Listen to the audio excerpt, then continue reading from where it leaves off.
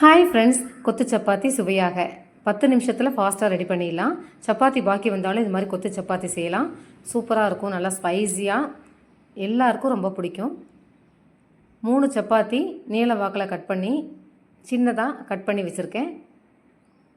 அடுப்பை மீடியம் ஃப்ளேமில் வச்சு வடச்சட்டியில் 3 ஸ்பூன் கடலெண்ணெய் விட்டுருக்கேன். 1 ஸ்பூன் கடுகு போட்டிருக்கேன். கடுகு வெடித்ததும் 1 ஸ்பூன் இஞ்சி பூண்டு விழுது போட்டு 1 நிமிஷம் வதக்கி விட்டுக்கலாம்.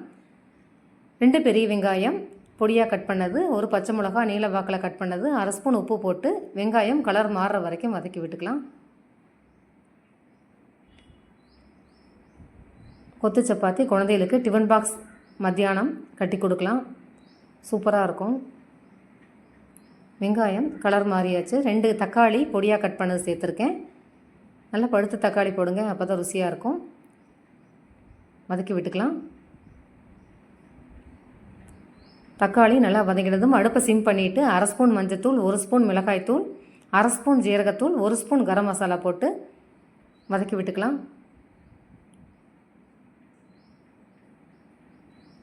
அடுப்பு சிம் பண்ணி வதக்கி விடணும், இல்லாட்டி மசாலா கருகிரும்.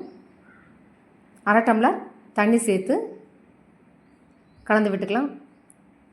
மசாலா பச்சை வாசம் போகட்டும். மசாலா ரெடி ஆயிடுச்சு. கட் பண்ண சப்பாத்தி இதில் சேர்த்துக்கலாம். அடுப்பு சிம்லேயே தான் இருக்கணும். கலந்து விட்டுக்கலாம். சப்பாத்தியில் மசாலா சேரட்டும். 1 கைப்பிடி அளவு கொத்தமல்லி தழை பொடியாக கட் பண்ணி இதில் சேர்த்துருக்கேன். கலந்து விட்டுக்கலாம். சுவையான கொத்து சப்பாத்தி ஃபாஸ்ட்டாக ரெடி ஆயிடுச்சு.